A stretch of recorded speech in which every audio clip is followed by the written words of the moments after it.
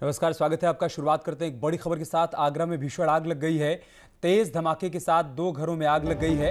हादसे में 2 लोगों की मौत हो गई है, 4 लोग झुलस गए हैं। काफी दूर तक धमाके की आवाज सुनाई दे रही थी।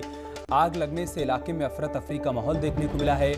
दोनों घरों में पटाखा फैक्ट्री थी। शाहगंज इलाके के आजमपाड़ा की यह घटना है। तस्वीरें आप देखिए जो आगरा से आई हैं। यहाँ पर हादसे में 2 की मौत हो गई है, 4 लोग झुलस गए हैं। भीषण आग लगी है। तेज धमाके के साथ 2 घरों में आग लग गई और देखते देखते आग फैलती चली गई। इस हादसे में 2 लोगों की जान चली गई, 4 लोग झुलसे हैं जिनको हॉस्पिटल भेजा गया है। और बताया जा रहा है कि जिस वक्त घर में आग लगी, तेज धमाका हुआ और धमाके की आवाज काफी दूर तक सुनाई पड़ी। आग लगने से इलाके में अफरा तफरी का माहौल दिखा। दोनों ही घरों में पटाखा फैक्ट्री चलाई जा रही थी। ये फैक्ट्री अवैध तरीके से चल रही थी या फिर इसके लिए लाइसेंस लिया गया था, ये साफ नहीं हो पाया है। शुरुआती जानकारी यही मिल रही है कि तेज धमाका हुआ है और इस आग में दोनों घरों में काफी नुकसान हुआ है। शाहगंज इलाके के आजमपाड़ा की घटना है और जिन 2 लोगों की मौत हुई है उनके शवों को पोस्टमार्टम के लिए भेज दिया गया है। बाकी 4 लोग गंभीर रूप से झुलसे हैं, उनको हॉस्पिटल रेफर किया गया है। आगरा की तस्वीरें आप देखिए। दर्दनाक हादसा हुआ है।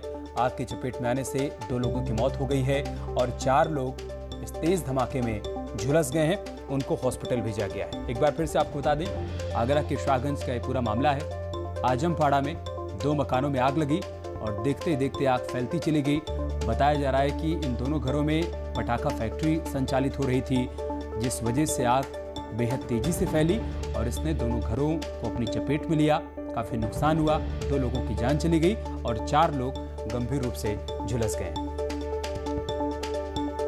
जो के क्षेत्र में चमन मंसूरी करके एक व्यक्ति है जिनके घर पे कुछ पटाखे बनाने का काम वगैरह भी होता है। यहाँ पे एक धमाका हुआ, विस्फोट हुआ है जिसमें 2 लोगों की प्रथम दृष्टया अभी इन्फॉर्मेशन जो मिल रही है 2 लोगों की मृत्यु हो गई है और 4 लोगों को अस्पताल भेजा गया है।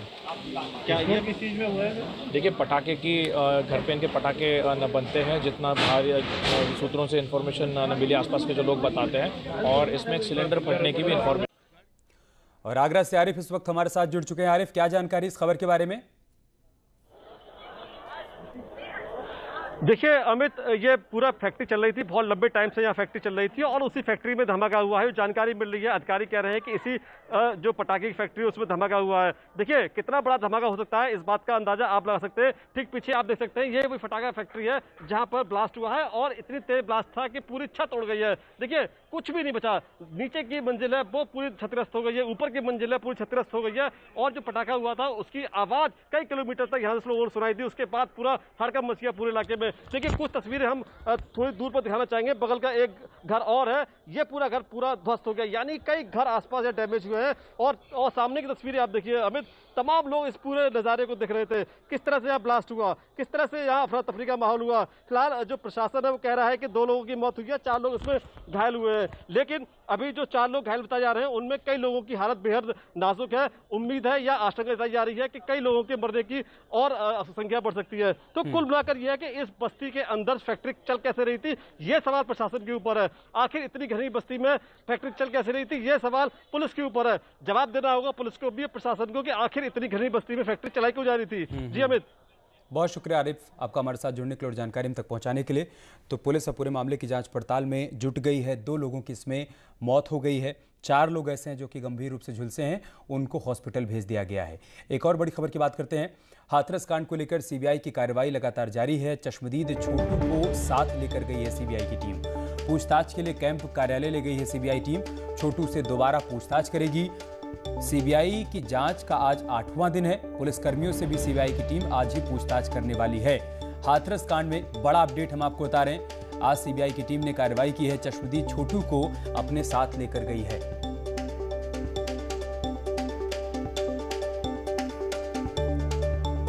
और इस वक्त सुमित हमारे साथ जुड़ चुके हैं हाथरस से। सुमित, क्या जानकारी, क्या अपडेट है आपके पास? देखिए इधर सबसे पहले बता दूं, क्योंकि सीबीआई की जांच का आज 8वां दिन है, उसी क्रम में सीबीआई ने आज से 2 दिन पहले भी इस पूरे मामले के चश्मदीद गवाह छोटू से इस पूरे मामले में बयान दर्ज किया था। लगभग 8 घंटे की बातचीत सीबीआई ने छोटू के साथ की थी। उसके बाद से कल सीबीआई की टीम पीड़िता के परिवार की महिलाओं से भी इस पूरे मामले में लगभग 4-5 घंटे की पूछताछ की थी। उसके बाद सीबीआई ने आज सुबह छोटू जब अपने खेत पर काम कर रहा था तो पुनः सीबीआई की टीम आई और छोटू को उसके खेत से बुलाकर ले गई थी और सीबीआई ने लगभग 5 मिनट की छोटू से बातचीत की। उसके बाद छोटू को उसके घर छोड़ा है। हमारे साथ यहाँ पर मौजूद हैं छोटू जो पूरे मामले के चश्मदीद गवाह हैं। सबसे पहले न्यूज़ 18 एक्सक्लूसिव अपने दर्शकों को छोटू से बातचीत करा रहा है। मैं छोटू से जानूंगा कि क्या सीबीआई ने उसे इस पूरे मामले में बातचीत की है। छोटू, आपको आज सीबीआई टीम लेके गई थी, क्या पूछा, क्या अहम बातचीत रही? नहीं, वो काम के बारे में पूछा था, चिलर पे काम किया था कि नहीं, मधुसूदन पे। आपने चिलर पर काम किया था? हाँ, 2 दिन किया था। और ये जहाँ रामू काम करता था? हाँ। तो रामू के साथ काम किया था? नहीं, उसके बाद किया था। तो कैसे पता चला सीबीआई को आप वहाँ काम कर रहे थे? रजिस्टर देखा होगा। अच्छा, रजिस्टर देखा। मुझे तो बुलाया था। और आपसे आज से 2 दिन पहले किन किन बिंदुओं पर सीबीआई ने आपसे बात की थी? किसी ने नहीं की। पूरी जिस तरह से आप जब घटना वाले दिन 14 तारीख को आपका ही खेत है वो, आप वहाँ मौजूद थे, आपने क्या क्या सुना था, क्या क्या देखा था, जरा बताइए। जब मैं अपने खेत में नया काट रहा था तो मैंने चीखे चिल्लाने की आवाज़ सुनी। जब मैं वहाँ पहुँचा तो उसका भाई, उसका माँ खड़ी हुई थी। और क्या वो जो लड़की थी वो वहीं पड़ी हुई थी? हाँ। घायल अवस्था में? नहीं, इतना भी नहीं देखा, करा रही थी बस। अच्छा, करा रही थी। तो फिर उसके बाद आपने क्या किया? मैं उसकी माँ को उठाने चला गया। ठीक है। फिर जब माँ से मैं लौटा तो उसका भाई नहीं था। फिर भाई दोबारा लौट के आया था वहाँ? नहीं, भाई नहीं था। जब मुझे भरे मतलब नाली में डरी हुई मिली, उसकी माँ बोली, बेटे हमारे लड़के को बुला लाओ। जब मैं गाँव आ रहा था तो बीच पे कोई डॉक्टर मिला। मैंने उनसे कहा, मेरे भाई एक साल नहीं है, मेरी पता नहीं उनकी लाली को क्या हो गया। मैंने कह दी, बेटा घर जा कह दे। तो मैंने घर जा कह दिया। उसके बाद लोग वहाँ पहुँच गए थे? हाँ, या तो मैं 10-15 लोग इकट्ठे। तो जब वो उसको लड़की को थाने लेके गए थे तो आप वहाँ मौजूद थे? हाँ। तो कौन कौन लेके गया था थाने? उसका माँ, उसके भाई। अच्छा, जिस तरह से देख रहे हैं कि सीबीआई ने जो छोटू से बातचीत की है उसी क्रम में छोटू ने हमें बताया है पूछताछ की है छोटू से, उस दौरान क्या सवाल पूछे गए और छोटू ने क्या जवाब दिया? छोटू, आज जो 5 मिनट की लगभग 2-3 मिनट 5 मिनट की आपसे बातचीत की है, तो क्या सीबीआई ने आपसे पूछा उसमें? कुछ नहीं, इतना ही पूछा कि काम करते थे कि नहीं चिलर। मैं 2 दिन सिर्फ ये चिलर प्लांट पे काम करते थे, और कुछ इसके अलावा? और कुछ नहीं। फिर उसके बाद आपको छोड़ दिया जाता है और बोला है कि आगे आपको बुलाएंगे पूछताछ के लिए? मुझसे नहीं बोला। नहीं बोला है।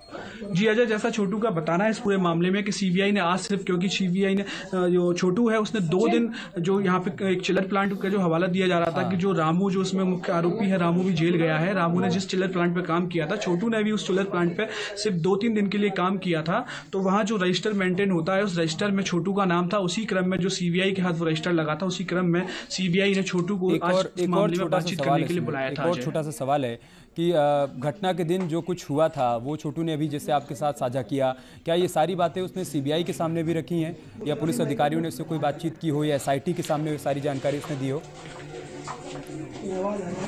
जी अजय, आज से पहले जब सीबीआई इस पूरे मामले से नहीं जुड़ी थी, उससे पहले एसआईटी इस पूरे मामले में जिस तरह से जांच कर रही थी, तो एसआईटी ने भी छोटू से इस पूरे मामले में पुलिस रिजर्व लाइन में प्रशासनिक भवन में इस पूरे मामले में बयान दर्ज किए थे। तो छोटू ने यही बयान एसआईटी को भी दर्ज कराए थे। उसके बाद से जब सीबीआई इस पूरे मामले में आई है तो सीबीआई को भी छोटू ने यही बयान दर्ज कराए हैं। अमित, बहुत शुक्रिया सुमित आपका हमारे साथ जुड़ने के लिए और जानकारी हम तक पहुँचाने के लिए। और आगे बढ़ते एक और बड़ी खबर की बात करते हैं। प्रयागराज में बाहुबली पूर्व सांसद अतीक अहमद के एक और करीबी पर प्रशासन का बुलडोजर चला है।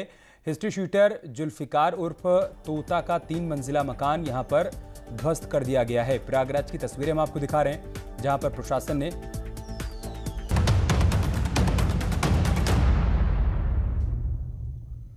और बात करते एक बड़ी खबर की। बलिया हत्याकांड का मुख्य आरोपी गिरफ्तार कर लिया गया है। एसटीएफ की गिरफ्त में आ गया है धीरेन्द्र सिंह।